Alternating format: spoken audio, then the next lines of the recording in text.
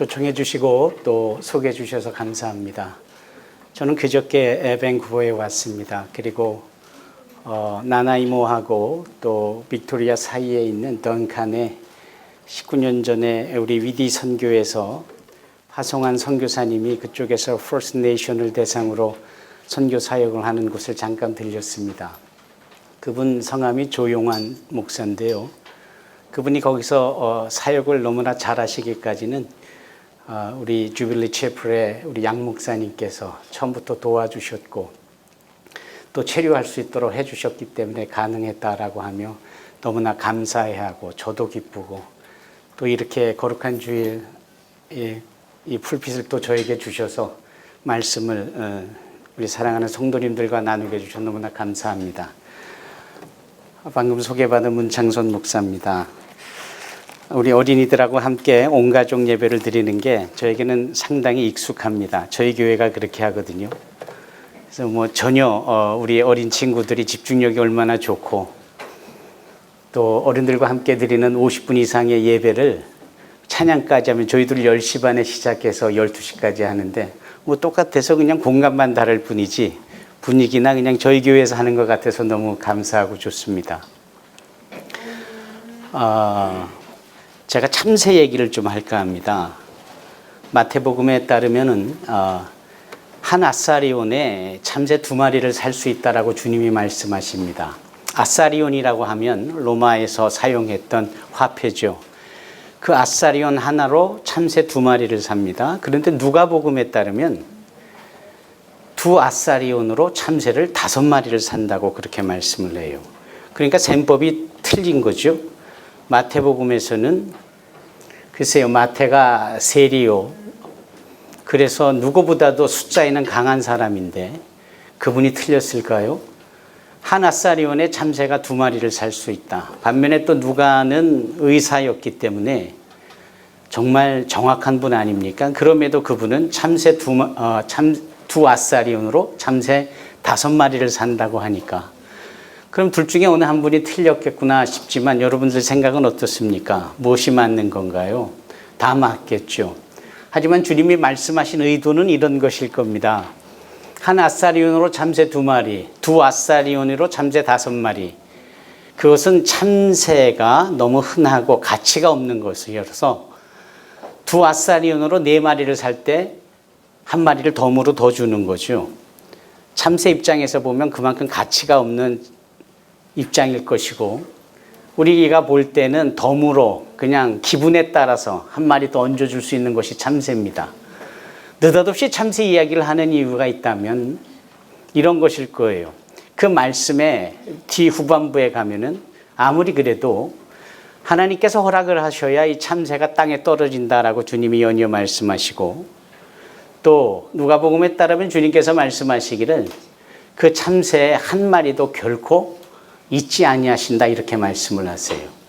아무리 가치 없는 참새라도 덤으로 1마리 더 줄 수 있는 그러한 가치 없는 참새라도 하나님이 허락을 하시고 역사하셔야 움직이고 날 수 있고 땅에 떨어질 수 있고 그런 거죠. 그러면서 우리는 이런 교훈을 얻게 되는 겁니다. 그러면 우리는 하나님의 형상을 따라 지음을 받은 우리는 우리에게 너희는 나보다 더 큰 일을 할 것이다 라고 우리에게 대위임령을 허락해 주신 하나님의 관점에서 볼 때 우리는 가치 없는 참새도 하나님이 계획을 하시고 역사하시고 허락을 하셔서 움직이게 되어지는데 우리의 움직임은 저절로 된 것인가? 우리의 움직임은 나의 결정대로 된 것인가? 여러분들이 비록 이 밴쿠버에 계시지만 다 한국에서 태어나셨던 거 아니겠습니까? 그리고 이곳으로 오신 거 아니겠어요? 그 오심이 여러분들의 계획과 여러분들의 주권적인 결정 때문에 이 자리에 와 계신 것인가? 절대 그렇지 않다라는 것이죠. 분명 참새 1마리까지도 섬세한 역사를 계획을 행하시는 하나님이시라면 당신의 자녀라 일컬음을 받는 우리의 움직임도 하나님이 허락을 하셨고 역사하셨기에 이런 결과물이 있다라는 것이죠. 그 하나님의 섭리, 그 하나님의 경륜, 그 하나님의 목적을 우리가 아는 것이 참 중요합니다. 그리고 저는 오늘 이 아침에 정말 익숙한 단어, 섭리, 경륜, 그분의 목적 이런 거 말고 좀 도발적인 단어를 쓰고자 하는 것이죠. 그래서 설교의 주제를 감히 이 Divine Conspiracy, 하나님의 모략, 하나님의 음모, 하나님의 계략, 뭐 이렇게 표현하고 싶은 겁니다. 그래야 잊혀지지 않을 거 아니겠습니까? 그 하나님의 특별한 음모가 내 삶을 통하여 펼쳐지게 하시려고 우리를 이곳에 불러주셨다. 내가 이 움직여 이 자리까지 왔다. 이 사실을 인식하는 거 정말 중요하다라고 생각을 합니다. 사랑하는 성도 여러분, 지금 전 세계 사람들이 움직이고 있어요. 얼마나 많이 움직이고 계시는지 아십니까? 전체 인구를 71억으로 볼 때 2억 5천만 명이 움직입니다. 이 2억 5천만 명은 자기의 나라를 떠나서 마치 여러분들과 같이 제3의 나라로 특별한 곳으로 이주해 가신 분들, 그런 분들의 숫자가 2억 5천만 명이에요. 하지만 중국이라든지 미국이라든지 이 북미 쪽 넓은 땅덩어리에서 이쪽에서 저쪽으로 움직이는 분들도 물경 7억 5천만 명이나 됩니다. 그래서 도합 국내외로 움직이는 사람들의 숫자가 10억 명에 해당을 해요. 참새 한 마리에 하나님의 계획을 대비해 볼 수 있는 것처럼 이 10억 명의 사람들의 한 사람 한 사람 모두에게 하나님의 음모가, 그분의 모략이 도대체 어떠한 차원으로 어떠한 내용으로 펼쳐져 있을까? 뭐 이런 것을 우리가 생각해 보지 않을 수 없습니다. 움직이는 사람들이 근로자로 움직입니다. 돈 벌러 일하러 움직이죠. 젊은 학생들도 있지만 유학을 하러 움직이게 되어지고요. 또 본인이 원든 원치 않든, 예를 들면 재난이 일어나고 전쟁이 일어나고 핍박을 받게 되어져서 할 수 없이 살던 정든 고향을 떠나야 되는 난민들이 또 그러한 신분이고요. 또 여기저기 유럽이나 아시아, 특히 일본이나 한국만 해도 이제 출산율도 적고, 그리고 남자와 여자의 성비가 현저하게 구별이 되어져서 밸런스가 맞지 않으니까 결혼을 하기 위해서는 외국에서 여성들이 들어와야 되는, 그래서 인터메리지 커플이 자동적으로 생겨날 수밖에 없는 상황들. 이렇게 국제 결혼을 통하여 다문화라는 신분으로 많은 분들이 움직이고 있습니다. 이렇게 움직이는 사람들이 2억 5천만 명이나 된다라는 거예요. 그게 참 놀랍잖아요. 이 움직이는 people on the move, 이 움직이는 사람들에 대한 하나님의 음모는 무엇일까? 하나님의 계략이 도대체 무엇일까 하는 점입니다. 여러분, 저는 선교사입니다. 그리고 여러분들에게 선교는 대단히 익숙하고 언제 들어도 가장 핵심적이고 중요한 부분이기 때문에 낯설지 않으실 거예요. 소위 우리가 선교를 말할 때 해안선 선교 시대가 있었다라고 그래요. 배를 타고 그 배가 도착하는 항구를 중심으로 해안선을 따라 말씀이 전해지던 시대. 그런데 그거보다 한 단계 더 발전한 것이 이제 내지 선교 시대가 있었죠. 복음을 들고 이 내륙 깊은 곳까지 들어가는 것, 그런 시대가 또 있었고, 그리고 최근에 와서 이제 미전도 종족들을 향한 선교 시대가 있었죠. 그 이후에 소위 우리가 이 하나님의 음모 속에서 발견할 수 있는 선교의 형태가 이주민 선교입니다. 디아스포라 선교라고 말하지요. 그래서 이 디아스포라는 하나님의 특별한 구속사적인 계획 속에 자신이 머물고 태어났고 살던 곳을 떠나 제3의 장소로 가는 사람들을 디아스포라라고 합니다. 그런 사람들의 모임을 디아스포라 펠로십 또는 그냥 디아스포라라고 말합니다. 이것은 성경적인 용어고 유엔에서 발표한 이런 움직이는 사람들을 이주민이라고 말합니다. 여러분들이 거기에 속해 계시는 겁니다. 속해 계신 가운데 여기 밴쿠버에 머물고 계시는 거죠. 이런 점에 있어서 이 상황을 선교로 좀 이어서 생각을 해보려고 할 때 소위 디아스포라 선교 또는 이주민 선교에 대하여서 어떤 연관성이 있는지를 우리가 함께 도전받아야 될 필요가 있겠지요. 빌리 그레함이라는 목사님과 그리고 소천했지만 존 스터트라는 목사님이 소위 기독교의 위기 상황에 따라서 우리가 이렇게 하면 되겠는가 해서 전 세계 여러 기독교 지도자들을 한 자리에 불러 모아 큰 콩그레스를 가졌습니다. 그게 1974년도 얘기인데요. 스위스 로잔에서 벌어졌고, 그래서 이 대회를 자연스럽게 로잔 대회라고 합니다. 그래서 특별하게 위기감을 갖고 어떻게 하면 좀 더 하나님의 뜻과 그분의 허락하신 본질을 놓치지 않고 살 수 있을까라는 도전을 함께 나누고자 하는 모임의 취지지요. 그리고 두 번째 모임 때가 1989년 필리핀 마닐라에서 모였습니다. 그리고 세 번째 모인 것이 2010년 케이프타운에서 제3차 로잔 대회를 갔습니다. 그 3차 로잔 대회에서 가장 중요하게 다뤄진 이슈 중에 하나가 이 디아스포라입니다. 보니 사람들이 많이 움직이고 있다. 동에서 서로, 북에서 남으로, 제3세계에서 서구 지역으로 계속해서 사람들이 움직이고 있는데 이것을 통해서 하나님이 우리에게 말씀하시는 바가 무엇이겠는가? 우리가 어떻게 하면 이 움직이는 사람을 통하여서 그분의 나라에 합당하며 또 그분이 허락하신 선교에 대한 참여와 더불어 선교적 지수를 높일 수 있겠는가? 이런 도전을 갖게 되어지지요.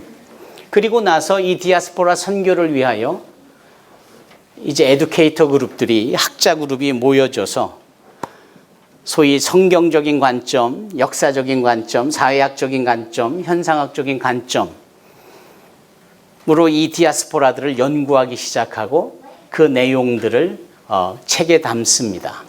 그리고 6년 동안 준비를 하여서 지난 2016년 4월에 그 모든 디아스포라에 대한 이 학자들의 견해와 또 저와 같은 사람들이 행하였던 이주민 디아스포라 선교 사역을 케이스 스터디한 것들을 담아서 한 600여 페이지에 달하는 컴펜디움을 출판을 하게 됩니다.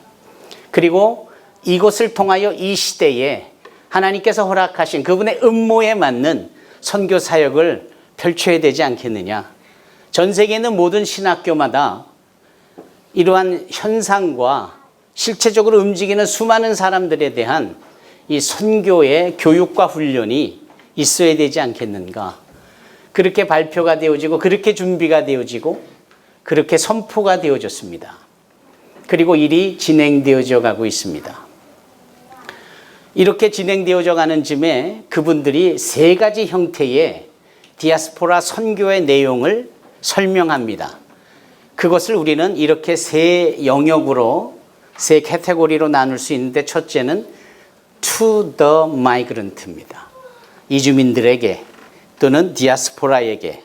그리고 두 번째 스텝이 through the migrant, 이주민들을 통한, 이게 두 번째 스텝이고요. 그리고 세 번째 스텝이 beyond the migrant입니다. 이주민을 넘어. 자, 이게 어떤 말씀이냐면 이런 겁니다.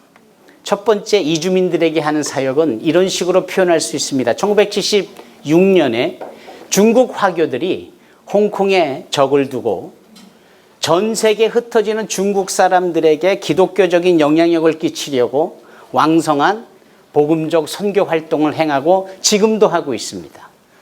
움직이는 자기네 나라 사람들에게 복음적인 부분에 옷을 입혀주는, 움직이는 사람들에게 복음의 효과를 덧입히는 일을 이미 1976년에 중국이 먼저 시작했다라는 것이죠. 대단하지 않습니까? 물론 우리나라에도 그러한 일을 행하지요. 저 토론토에 있는 영락교회가 그런 케이스지요. 한국 교포들에게, 이주민들에게 함께 모여서 공동체를 이루고 예배를 드립니다. 한술 더 떠서 2004년에는 저 볼티모어에 이순군 목사라고 계시는데요. 그분이 지금은 한국에서 다혜 목사를 담임하고 계시고 그 사모님이 성경이 읽혀지네, 성경이 보이네, 성경의 저자이시기도 하죠. 하여튼 이분이 볼티모어에 있을 때 한국 사람들, 한국 교포들, 여러분들과 같은 한국 크리스찬들을 통하여서 믿지 않는 한국의 이주민들에게 복음을 전하고 교회를 세워가는 일들을 하게 되어집니다. 그리고 그와 같은 일을 하는 한국 교회들을 연합을 합니다. 그게 소위 코리아 디아스포라 네트워크입니다. KDN이라고 부르죠. 지금 우리나라가 전 세계 186개국에 5,500개의 한국 교회가 있습니다. 이 주빌리 채플도 그 중에 하나인 것이겠죠. 참 아쉬움이 있습니다. 아쉬움은 뭐냐면 이렇게 열심히 이주민들에게 복음을 전하지만 딱 거기까지 다문화 사회 안에서 모노컬처럴한 사람끼리 서로 그냥 요 펠로십만 가지고 있는 것이 우리 한국 교회의 특징이라는 것이죠. 아마 문화에 대한 배타성도 있고 언어의 한계도 있을 수 있겠지만 자라나는 우리의 1.5세대, 2세대, 3세대들을 거쳐가면서 그리고 우리 한국 교포들이 있는 지역에서 메이저리티로 살아가면서 이제 그 지역의 여러 다른 나라 사람들에게도 영향력을 끼칠 때가 된 것이지요. 사랑하는 성도 여러분, 이게 지금 첫 번째 스텝인 To the Migrant예요. 그러면 두 번째 스텝인 이주민을 통한 사역의 예를 제가 말씀드릴 수 있다면 인도의 예를 들 수 있습니다. 인도 남인도에 깨라라라는 지역이 있어요. 이 깨라라라는 곳에서는 많은 텔리그들이 소위 쿠웨이트라든지 이 미들리스트 지역으로 가서 노동자로 일을 많이 지금도 하고 있습니다. 그 중에 쿠웨이트에 가 있는 이 깨라라 사람들이 교회를 세웁니다. 그 교회는 Assembly of God, 오순절 계통의 하나님의 성회의 교회인데 순전히 깨라라 사람들에 의하여서 쿠웨이트에 세워진 교회입니다. 그리고 쿠웨이트에 있는 인도 사람들을 대상으로 모임을 가져요. 그러면 투더 마이그런트잖아요.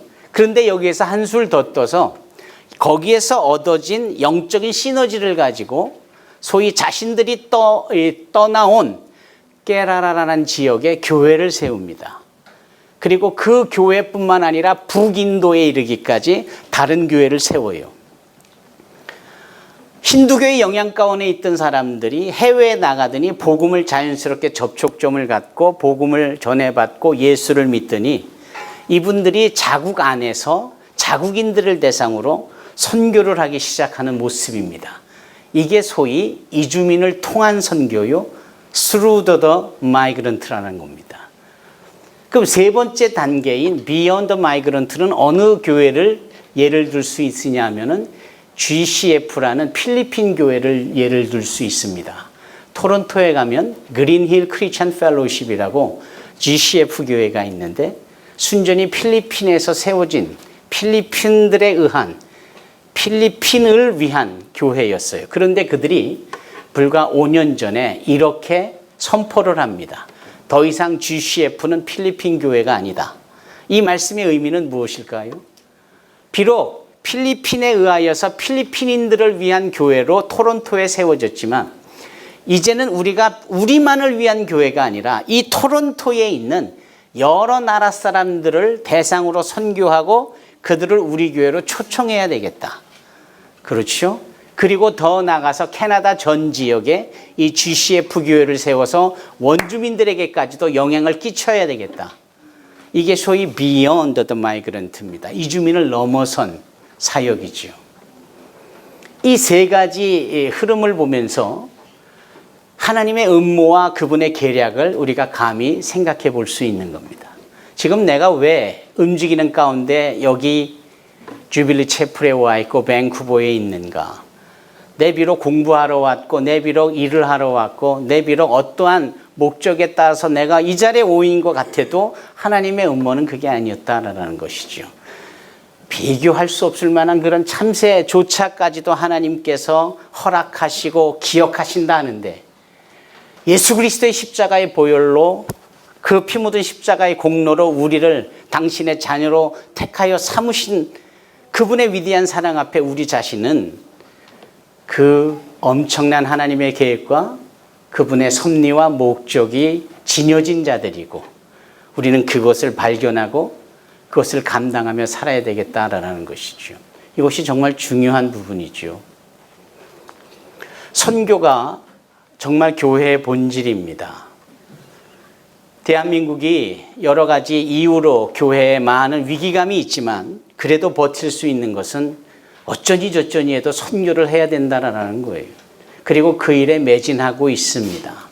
28,000여 명의 선교사를 보냈고 더 많이 보내겠다 하고 향후 2030년까지 전문인 선교사 10만 명을 보내겠다 하고 향후 2020년까지는 일찍 조기 은퇴하여서 연금 받고 자녀들 다 결혼시키고 할 일 없어 건강만 이슈로 삼고 등산만 해대는 그 시니어 크리스찬들을 선교에 직간접적으로 참여케 하려는, 그래서 2020년에 100만 명의 선교사화 한다라는 계획까지도 선포하며 그 일을 감당해 가고 있습니다.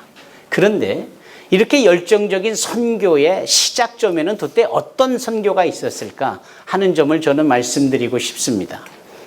그것은 바로 제가 드리고 싶은 이 디아스포라 이주민 선교예요. 지금으로부터 2000년 전에 소위 예루살렘 교회가 있어 그곳을 통하여 세워진 제2의 교회가 있다면 바로 안디옥 교회 아닙니까?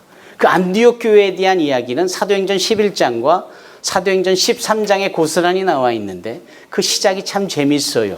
사도행전 7장에 스데반 집사가 순교당하고 그 일로 인하여서 오히려 예루살렘 교회에 더 큰 핍박이 주어지고, 그 일로 인하여서 예루살렘에 있던 수많은 크리스찬들이, 유대인들이 핍박을 피하여 동서사방으로 흩어지지 않습니까? 마치 종교 핍박을 받거나 전쟁 때문이거나 어떠한 이유든지 움직일 수밖에 없어 움직여지는 수많은 난민들이나 오늘날 이 움직여지는 수많은 이주민들의 모습을 이미 2000년 전에 하나님께서는 핍박이라는 도구를 통하여 교회 안에 이루셨단 말입니다. 그리고 움직여진 이 자들이 모여진 곳이 페니키아일 수도 있고 또 구브로 섬일 수도 있지만 그 중에 하나가 안디옥이었어요. 수리아 안디옥. 그 안디옥에서부터 얘기가 시작되어지는데 참 재미있고 은혜가 있는 것은 그 안디옥 교회가 그렇게 모여진 이주민들을 보더니 이런 반응을 내보입니다. 우리가 유대인에게만 복음을 전하다가 이제는 헬라인에게도, 이주민에게도 복음을 전해야 되겠다 하며 그들이 그 지역 교회가 찾아온 이주민들에게 문을 열고 초청을 합니다. 그리고 함께 예배를 드려요. 그게 소위 2000년 전에 초대교회 선교의 모습이었습니다. 처음부터 사도 바울이 여기저기 다니면서 했던 그런 선교가 아니라 지역 교회가 찾아온 주변에 있는 이주민들을 대상으로, 디아스포라를 대상으로 지역 교회가 선교를 했다라는 것이죠. 그 일로 인하여서 그 지역에 있던 안디옥에 있던 많은 사람들이 그 안디옥 교회를 칭찬을 하기 시작을 합니다. 그러면서 저 애들이야말로 정말 그리스도를 닮은 사람들, 크리스티아누스, 오늘날로 치면 크리스티안, 진짜 성도다. 찾아가고 오가는 모든 이 나그네 된 자들에 대하여서 깊이 관심과 섬김과 하늘나라를 이루고자 하는 그 열심 있는 이 성도들이야말로 저들이 믿는 예수 그리스도를 닮은 사람들. 그래서 크리스찬이라는 칭호를 그렇게 처음 그곳에 기록을 하게 됩니다. 그 이후에 어떤 일이 있지요? 13장에 보면은, 사도행전 13장에 보면은 거기에 소위 5분의 장로님들이 등장하는데, 물론 첫째 장로는 바나바예요. 두 번째 장로는 바울입니다. 세 번째 장로가 시몬이고, 네 번째 장로가 루기오고, 다섯 번째 장로가 마나헤니. 아, 그 시대에 장로가 소위 교회 리더십이 5분이 계셨구나. 가 아니라 더 많이 있었지만 유난히도 사도행전을 기록한 누가는 그 여러 명의 당회의 회원들 가운데 5명만 이름을 뽑아 그 이름을 기록한 것이 사도행전 13장입니다. 그 5명에는 공통점이 있는데 어떤 공통점이 있느냐 하면 이런 거예요. 바나바는 구브로 출신입니다. 안디옥 출신이 아니에요. 바울은 다소 출신이지 안디옥 출신이 아닙니다. 루기오는 구레네에서 오신 분이지 안디옥에서 태어나신 분이 아니에요. 마나이는 로마의 영향을 받고 로마에서 온 분이지 안디옥에 계셨던 분이 아니에요. 또 한 분 시므온이라는 분이 등장하는데 이분은 도대체 어디서 왔는지 잘 모르겠어요. 근데 놀랍게도 누가는 그 시므온에 대하여 이런 특징을, 별명을 팁으로 넣어놓죠. 그 팁이 뭐예요? 니게르라 불리우는 시므온, 이렇게 말합니다. 그 니게르가 도대체 뭘까요? 소위 니그로를 말하고 검은 피부를 지닌 흑인이라고 말하는 거예요. 다시 말하면 이 시므온 장로는 아프리카 출신이라 이런 뜻입니다. 그러면 누가가 강조한 이 5명의 리더십은 하나같이 뭘 의미하는 거예요? 초대교회요, 2000년 전에 세워진 교회인데 당회원들, 교회의 중심 핵심 인물들이 이주민들에 의해서 구성이 되어졌다라는 겁니다. 이주민들을 그 리더십의 반열에 세우고 그네들에 의해서 주도되어지도록 교회가 원주민들이 양보했다, 뭐 이런 뜻이에요. 얼마나 수준 높은, 정말 우리가 본받아야 될 그러한 모습입니까? 거기서 끝나지 않고 그 이주되어진 바울이나 바나바를 거꾸로 역파송을 해서 구브로로 보내는 일이 연이어 있게 되어지잖아요. 저는 자신 있게 말합니다. 교회가 말하는 선교의 시작점은 바로 디아스포라 이주민 선교였지, 해안선 선교가 아니었고 내지 선교가 아니었고, 랄프 윈터께서 그렇게 말하는 미전도 종족 선교는 더더욱 아니었어요. 사람들이 하나님의 음모 속에 흩어져 움직이는 가운데에 그곳에 있던 지역교회가 문을 열고 그네들을 맞이하여서 그네들을 대상으로 복음을 전하면 그게 바로 선교였습니다. 그런데 우리는 그러한 초대교회의 선교의 모습을 많이 잊었고 또 적용을 하지 못하는 채 이 시대를 맞이했습니다. 아마도 그런 점에서 볼 때 이 이주민 선교에 대한 부분은 상당히 중요하다라고 생각을 합니다. 오늘 본문의 말씀 룻기는 정말 이주민 선교에 대한 정점을 보는 듯해요. 너무나도 잘 아시잖아요. 여기 나오미라는 여인이 물론 남편과 두 아들을 데리고 자신이 살고 있던 베들레헴이란 땅을 떠나서 이주해 갑니다. 어디로 이주해 갑니까? 모압으로 이주해 갑니다. 그곳에서 남편도 잃고 두 아들들도 잃고 그 사이에 결혼시킨 모압 여자 며느리 둘이 있고, 그리고 그 두 며느리 중에 한 며느리인 소위 룻만 데리고 베들레헴으로 다시 이주해 오는, 이주의 역사의 내용이 비록 짧은 1장, 2장, 3장, 4장으로 이루어진 룻기지만 그 이주에 담겨져 있는 하나님의 음모를 고스란히 내어 보이는 책이에요. 생각해 보십시오. 이 모압이라는 것은 어떤 것입니까? 저 아브라함의 조카 롯이 근친상간을 통하여서 시작되어진 민족이 암몬, 하나는 모압이 아닙니까? 시작부터 잘못되어진 그런 민족인데도 그네들을 이주시킴으로 복음의 틀 안에 있게 하시고 하나님의 은혜 가운데 불러내시는 하나님의 음모가 있으니 이 모압 여인 룻이 그 하나님의 계획 속에서 그 베들레헴 땅에서 보아스라는 사람을 만나게 되고 보아스와 결혼을 하게 되고 아이를 낳게 되어지지 않습니까? 여기서 잠깐 생각해 보시죠. 이 룻기 1장으로부터 쭉 읽어나가는 말씀을 살펴보면은요, 움직여지는 이 동선과 움직여지는 이 타이밍이 보통이 아닙니다. 이들이 다시 베들레헴으로 돌아올 때 그때가 볼이 추수할 때였더라. 흉년이었더라 그러면 어떻게 할 뻔했겠어요. 그런데 볼이 추수할 때니까 여기저기서 풍년가를 부르고 여기저기서 추수하면서 마음이 넉넉해지는 이런 일들이 있게 되어지지 않습니까? 그러니 일을 하기 쉽고 룻이 아무 밭에 나가서 떨어진 미라를 줍기도 하고 노동 품삯을 얻어서 어머니 나오미를 봉양하기도 하고 너무나도 쉽잖아요. 그런 타이밍이 기가 막힌 거예요. 공간적인 부분에 있어서 하나님은 그 많은 밭 속에서도 유독 보아스라는 사람의 밭으로 이 룻을 인도하지를 않습니까?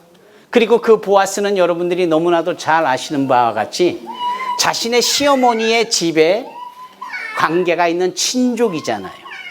여기서 말하는 친족은 어떠한 신분, 어떠한 의미가 있습니까?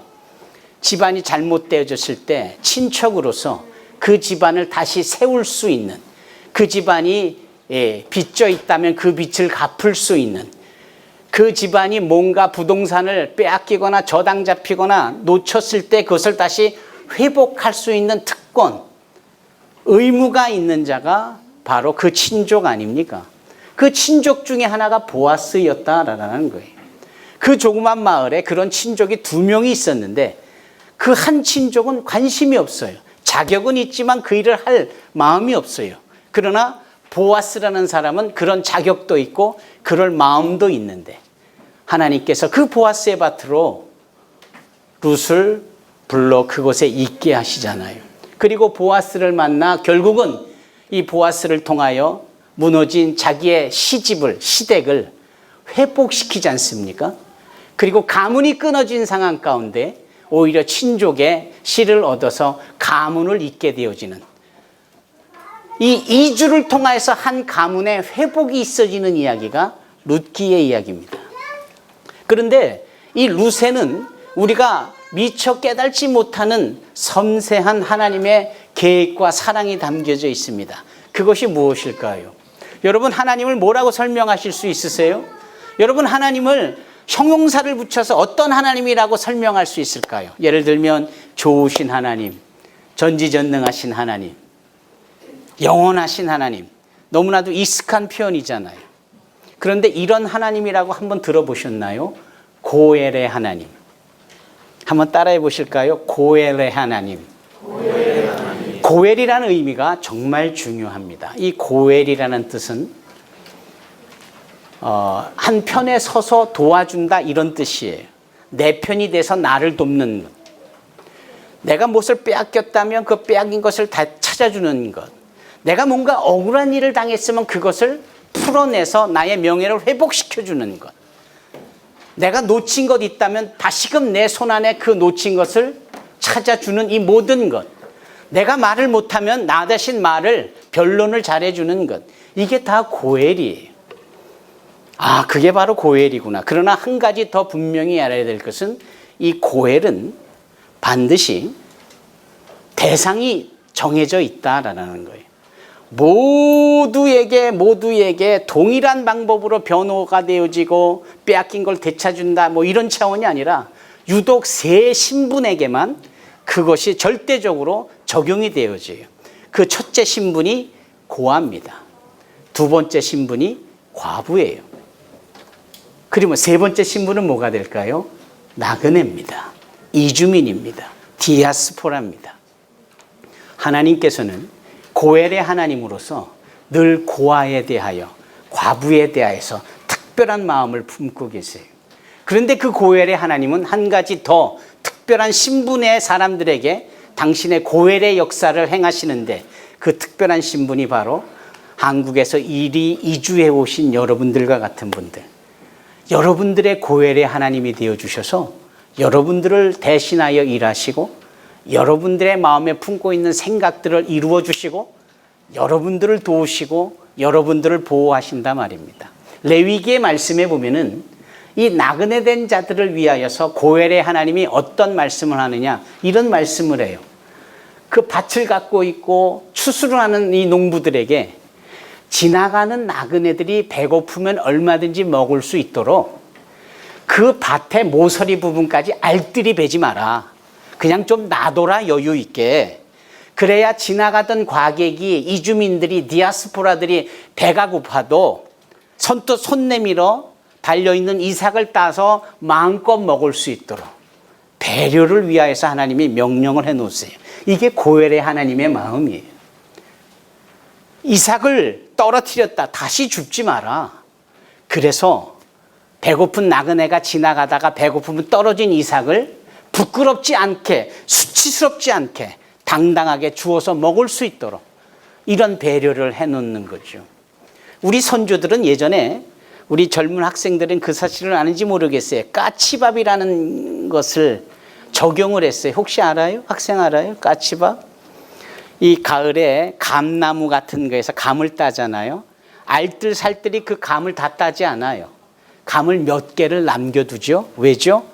말 못하는 짐승인 까치라도 먹도록 이 나눔이 있는 거예요. 참 우리 선조는 그런 마음에서 하나님의 특별한 은혜가 있었던 것 같아요. 어르신들은 다 이해가 가시겠죠. 그런 배려, 그런 마음이 하나님께로 나왔고, 그 하나님께로 나와진 이것이 구체적으로 명령으로 실행되어지도록 기록한 것 중에 하나가 레위기입니다. 그래서 그 레위기라든지 하나님의 율법 속에서 약한 자, 고아, 과부, 특별히 디아스포라 이주민들에게 일하고 계시는 그 하나님의 섬세한 역사를 우리가 보는 거죠. 그렇다면 현상적으로 봤을 때 수많은 이주민들이 등장하는 이때에 또 하나님의 마음을 우리가 그렇게 깨닫고 알 수 있는 이때에 당연히 교회라면, 안디옥 교회 같이 당연히 교회라면 지역교회로서 문을 열어 그 지역에 와 있는 이주민들을 초대하고 함께 예배드리는 것은 너무나도 당연한 거 아닙니까? 제 전공은 무역입니다. 그리고 이 가죽옷에 대하여서 제 아이템이 그거였고 제 시장이 유럽이었어요. 유럽을 참 많이 다녔습니다.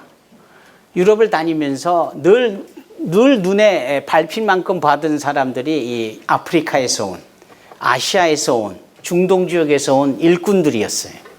그런데 1990년대 초에 제가 한국에 있을 때 그 한국 사회 안에서 유럽에서 봤던 여기저기에서 온 일꾼들이 제 눈에 보이는 거예요. 그 순간 저는 그네들에게 주님의 말씀을 증거하고 싶은 마음이 불일듯 일어났습니다. 그리고 그것이 아예 저의 사역이 됐고요. 그래서 1992년부터 지금까지 이 사역을 하고 있어요. 그들이 바로 디아스포라요. 그네들이 바로 이주민인데 이분들을 대상으로 사역을 하는데 너무나 은혜가 되는 거예요. 그 나그네들에게 향하신 하나님의 고엘 아버지 하나님의 마음이 어찌나 놀라운지 제가 사역을 하면서 그것을 다 경험하지를 않습니까? 제가 이 사역을 25년쯤 행하면서 나름대로 이렇게 정리가 되더라고요. 그 정리를 제가 이런 식으로 표현을 했어요. faith, 믿음, F-A-I-T-H, faith. 이걸 어떻게 표현을 했냐면 첫째 1단계가 그네들을 찾아가지고 만나주고 지속적으로 접촉점을 갖는 소위 프렌드십을 만드는 F에 해당하는 겁니다. 이 프렌드십이 참 중요하고 귀해요. 같은 크리스찬 쪽의 사람들에게는 친구가 되는 것이 아주 쉬워요. 하지만 불교, 힌두교, 이슬람교 갈수록 어렵죠. 문화와 전통과 종교 성향에 따라서 접근 방법, 접근의 내용 다 달라야 해요. 보통 어려운 게 아닙니다. 그럼에도 불구하고 그냥 친구가 되어지고 싶은, 그래 찾아가 만나고 또 지속적으로 찾아가 만나고 소위 여기에서 서로 막역한 친구 관계로 발전하게 됩니다. 이게 프렌드십의 첫 단계예요. 두 번째 단계로는 뭐가 있는 걸까요? A에 해당하는 어셈블리, 우리 교회로 초대하는 거죠. 초대함으로 그 좋은 친구의 관계가 교회 안에서 녹립고 함께 예배하고 함께 성경 공부할 수 있는 친구로서 부탁을 했을 때 거절하지 않고 선뜻 나올 수 있을 만큼의 그러한 관계 이후에 교회로 그들을 초대하는 것. 이게 A에 해당하는 두 번째 단계입니다. 세 번째는 그렇게 했던 사역들이 발전을 해서 이제는 I에 해당하죠. 그분들을 계속 우리 수하에 두고 우리는 가르치고 우리는 이끌고 우리는 위에 있고 그분들은 아래에 있는 게 아니라 동일한 입장이 되고 그들이 우리보다 더 나은 자가 될 수 있도록, 그래서 내가 오히려 약할 때 그들이 나를 이끌 수 있는 단계까지 올려줄 수 있는, 그게 로마서 1장에 나오는 사도 바울의 목회관이고 선교관이거든요. 이게 인디펜던시, 그네들을 우리 교회 안에서 시간과 공간을 허락하여 스스로 펠로십으로 펼쳐나갈 수 있도록 하는 단계입니다. 그리고 네 번째 단계가 소위 트랜스미션이라고 해서 그네들을 선교에 아까 말씀드린 through the mission 내지는 beyond the mission으로 갈 수 있도록 하는 거죠. 저는 이렇게 해서 많은 근로자들 출신 유학생들을 그네들이 떠나온 고향으로 선교사로 보냈습니다. 참 가기 어려운 미들리스트 중동 지역으로 보냈고 무너진 재단이 속속히 드러나고 있는 유럽 지역으로 많이 보냈고 자신들이 떠나온 아프리카로 많이 보냈고 그분들이 문화적으로 어려움을 겪고 있고 언어적으로 어려움을 겪고 있는 우리를 대신하여 얼마나 효과적인 사역을 잘 감당하고 있는지 늘 감사하고 어디에 갔든지 자랑하고 싶을 정도입니다. 그리고 마지막 단계는 이렇게 보내지고 보내는 사람들끼리 서로 네트워크를 구축해서 복음의 허브를 이루어가는 것. 이게 다섯 번째 단계인 거예요. 이 사역이 25년간 펼쳐지니까요. 전 세계 25개 지부가 세워지고요. 이걸 지켜보던 한국 선교계, 한국 교계가 디아스포라 이주민 사역을 새롭게 인식을 하게 되고 작년 2016년 11월에 소위 한국세계선교협의회라는 KWME에서 공식적으로 발표를 합니다. 한국 선교계는 디아스포라 이주민 선교를 집중적으로 연합하여 할 것이다 라고 결의를 해요. 이제는 이주민 선교가 한국 사회 안에 왕성하고도 풍성하게 펼쳐져 가고 있습니다. 아마 깜짝 놀라실 거예요. 밴쿠버에서 만나는 수많은 사람들이 여러분이 떠나온 고향에 고스란히 있습니다. 아니, 여기서 못 보던 분들이 거기에 더 많이 계세요.